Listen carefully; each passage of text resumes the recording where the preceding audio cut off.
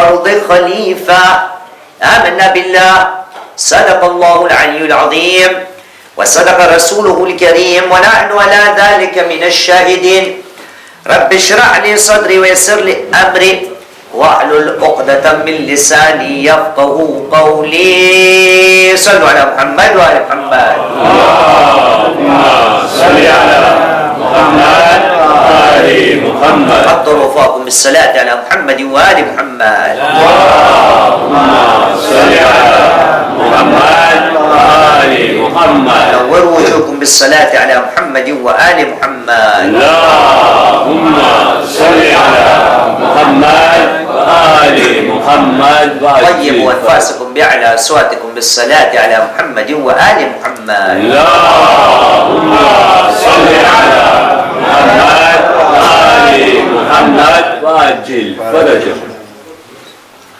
Comment résumer la religion que nous sommes en train de pratiquer, c'est-à-dire l'islam? Comment définir l'islam et comment essayer de la pratiquer comme il se doit? C'est une question qui est très vaste et qui demande beaucoup de détails. Et nous en avons parlé à maintes reprises. Mais aujourd'hui ensemble, Inch'Allah Ta'ala, nous allons essayer de résumer l'islam et de quelle manière, en résumé encore une fois, essayer de la pratiquer et essayer de la mettre en œuvre. Voyez-vous, l'islam n'est pas seulement du temps de notre prophète Muhammad sallallahu alayhi wa sallam.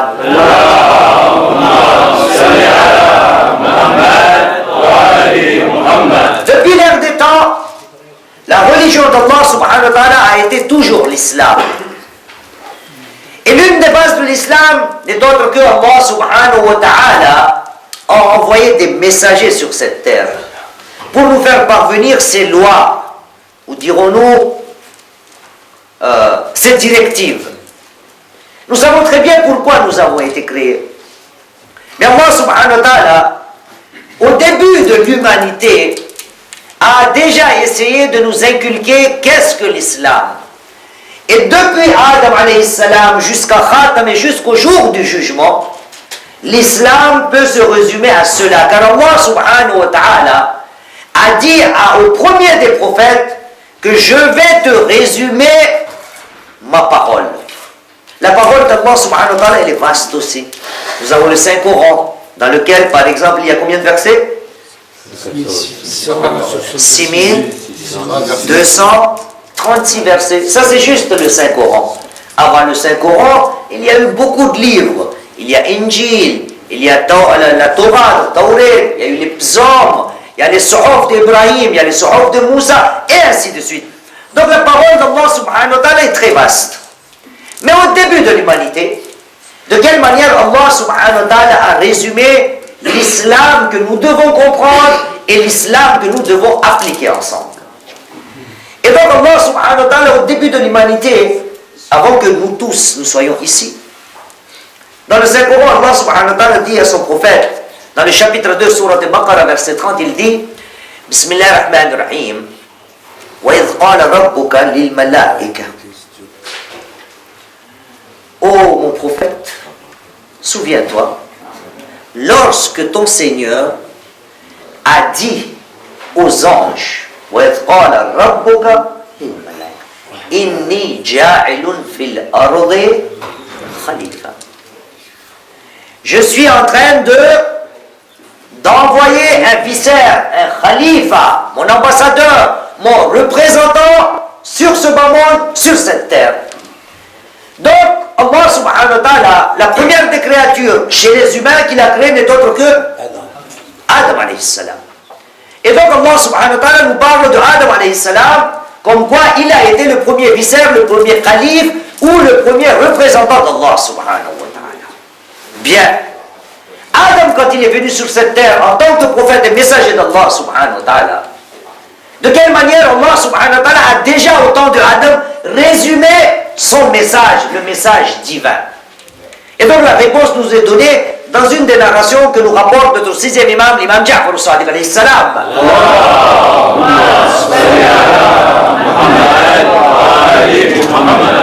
Le sixième imam dit Fima Allah ila Adam alayhi salam. Allah subhanahu wa ta'ala a fait une révélation à Adam alayhi salam et il lui a dit, Ya Adam, سأجمع لك الكلام في 4 كلمات. يا آدم سأجمع لك الكلام في 4 كلمات. Ô Adam, je vais te résumer al-kalam, donc la parole, ma parole en l'occurrence, en 4 mots, en 4 phrases ou en 4 points. Donc depuis le début de l'humanité déjà, Allah subhanahu wa ta'ala est en train de donner un premier message à son prophète et en même temps au début de l'humanité. Et il lui dit, ma parole, mes lois se résument à 4 choses. Wahidatun li wa Adam. Dans ces 4 points, ou ces 4 paroles, ou ces 4 phrases, il y en a une qui m'appartient à moi, donc à Dieu. Wa wahidatun lak. Il y en a une autre qui appartient à toi. Wa wahidatun bayni wa baynak. Adam, il y en a une autre qui est entre nous deux, entre moi, Allah subhanahu wa ta'ala, et entre toi. Wa wahidatun baynaka wa bayna nas. Et un 4e point, une 4e loi, un 4e décret qui lui est entre toi et entre les autres. Ajib. Adam alayhi salam, quand il est venu, il était seul. Il n'y avait personne encore. Et pourtant, Allah subhanahu wa ta'ala, avant que les autres viennent, avant que la progéniture se propage, déjà, au début, Allah subhanahu wa ta'ala lui dit, il y a une chose qui est à moi, une autre qui t'appartient, une autre qui est entre nous deux, et une 4e chose qui est entre toi et les autres humains. فقال آدم عليه السلام صلوا على محمد وعلى محمد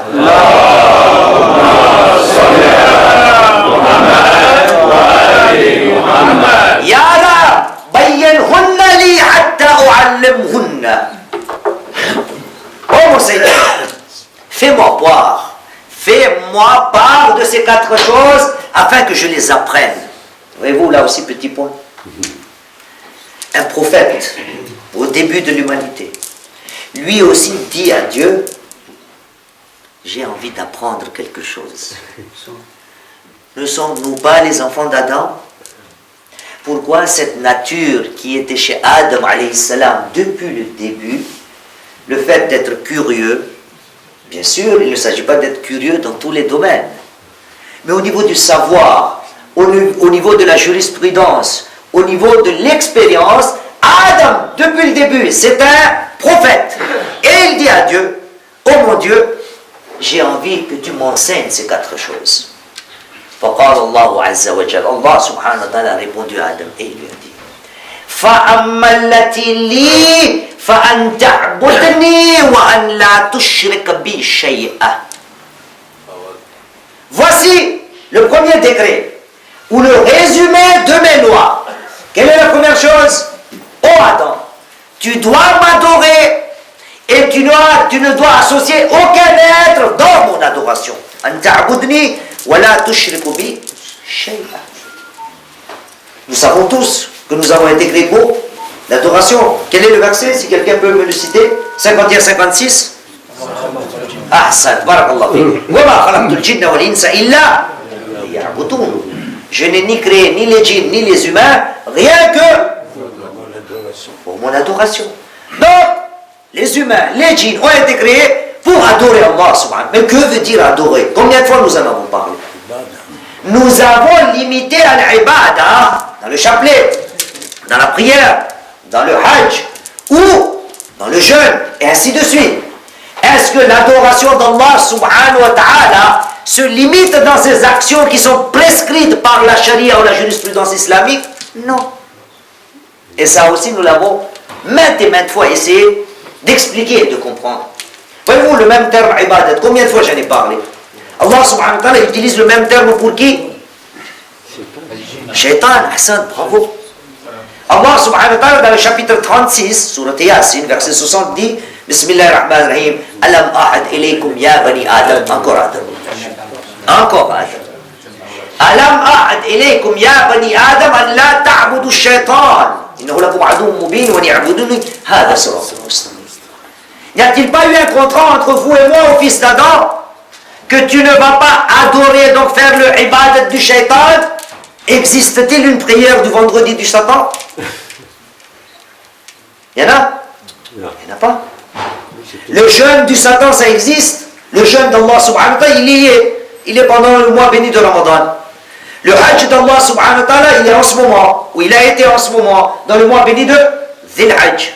Y a-t-il un hajj pour le Satan? Y a-t-il un jeûne pour le Satan? Y a-t-il une prière quotidienne pour le Satan? Y a-t-il zakat ou khums pour le Satan? Y a-t-il amr bil ma'ruf et nahy anil munkar pour le... Non, il n'y a rien. Et donc pourquoi Allah subhanahu wa ta'ala dit n'adorez pas le Satan? Ce qui veut dire, le terme ibadah, adorer Allah subhanahu wa ta'ala, ne se limite pas au rite que nous sommes en train de pratiquer, mais le terme ibadah en profondeur veut dire l'obéissance.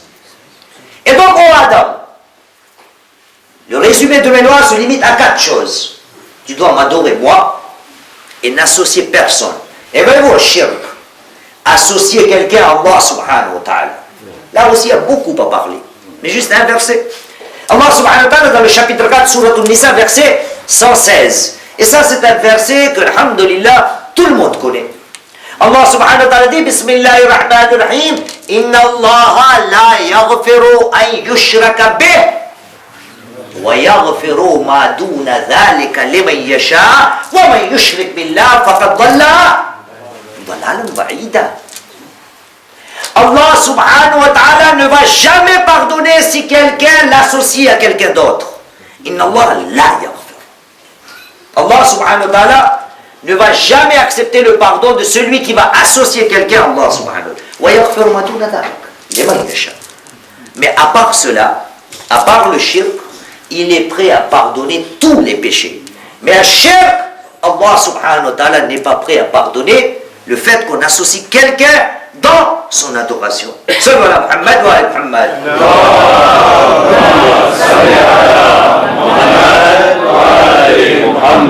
Et donc Adam, فَأَمَّا الَّتِي لِي فَأَنْ تَعْبُدْنِي وَلَا تُشْرِكْ بِي شَيْئًا. Le premier résumé de mes lois est pour moi, ô Adam. Tu m'adores et tu n'associes personne à moi. وَأَمَّا الَّتِي لَكْ. Ô Adam, le deuxième point est réservé à toi. Sallu ala Muhammad wa ala Muhammad.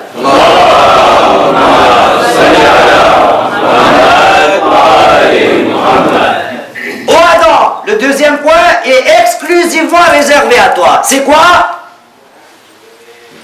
An ujzika bi'amalika a'waju ma takunu ilay. Oh Adam, la deuxième chose est pour toi. Je vais te récompenser de tes actes au moment où là tu auras plus besoin de ma récompense.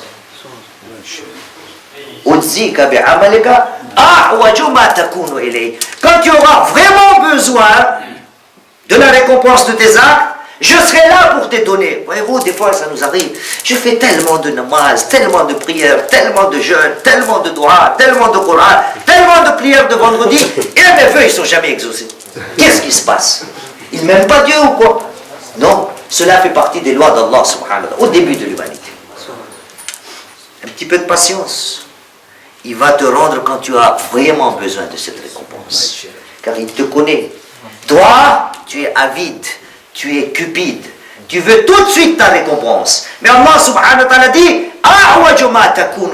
quand tu auras vraiment le besoin de cette récompense, je vais te le donner. Voilà pourquoi chaque action, bonne, résultat. Mauvaise, résultat. Hier, on a cité le verset.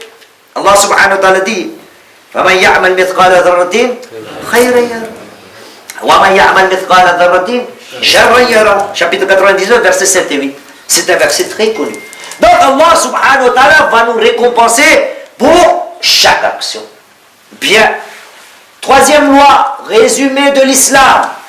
Adorer Dieu, n'associer personne. Deuxième point, toutes les actions que nous ferons, Allah subhanahu wa ta'ala va les récompenser. Troisième point, فَأَمَّا الَّتِي بَيْنِي وَبَيْنَكَ. Ô Adam, la troisième loi est toute simple. C'est une loi qui est entre moi et entre toi. فَالدُّعَاءُ مِنْكَ وَالْإِجَابَةُ مِنِّي. Vivre l'islam, Très simple. Depuis le début, Allah dit à Adam, tu ne dois pas oublier les doigts, tu dois me demander. Ça, c'est la relation entre moi et toi. Et doigt aussi, à combien de reprises on en a parlé? C'est peut-être une question que nous prenons à la légère. Nous négligeons après les prières. Et pourtant, cela fait partie des lois d'Allah subhanahu wa ta'ala. Une loi qu'il a mis entre sa créature et lui-même. Et doigt, là aussi, il y a beaucoup de versets. Mais je cite toujours des versets qui vont me faire réagir. Le doigt, il y a beaucoup de versets. Et donc j'ai choisi aujourd'hui le verset du chapitre 40, verset 60, surat Ghafir. Allah subhanahu wa ta'ala dit, Bismillahirrahmanirrahim, wa qala rabbukum ud'uni astajib lakum. Et votre Seigneur a dit, demandez-moi, faites dua, c'est moi qui vais vous répondre. Inna alladhina yastakbiruna an ibadati sayadkhuluna jahannama dakhiri. Et ceux qui se détournent de mon adoration, de mes oraisons, qu'ils se préparent, ils vont être jetés dans l'enfer, humiliés. Pourquoi l'être humain ne demande-t-il pas dua à Allah subhanahu wa ta'ala? C'est parce qu'il se croit hautain. Il se dit, je n'ai pas besoin d'Allah subhanahu wa ta'ala. Et pourtant, parmi les lois de l'islam ou d'Allah subhanahu wa ta'ala, Allah dit à Adam au début de l'humanité, tu auras à chaque fois dans ta vie besoin de moi. Donc n'oublie pas de me solliciter, je serai là à répondre à tes vœux. Troisième point. Fa'ammallati baynaka wa baynan nas. Quatrième point. Oh Adam, ma quatrième loi est toute simple. Et celle-ci est entre toi et les autres humains et les autres nas. فَأَنْ تَرْضَ لِلنَّاسِ مَا تَرْضَ لِنَفْسِكَ. Tu dois te contenter pour les autres de ce que tu es content pour toi. Tu dois désirer pour les autres ce que tu aimes toi-même. Ce que tu désires pour toi, tu dois être capable de le désirer pour les autres. Et là, en parler, en faire un discours, c'est très facile. Voyez-vous, notre sixième imam, l'imam Ja'far al-Sadiq alayhi salam,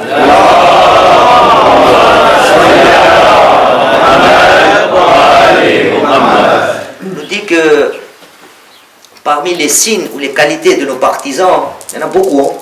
Je cite celui-là pour comment on dit ça, illustrer ce quatrième point.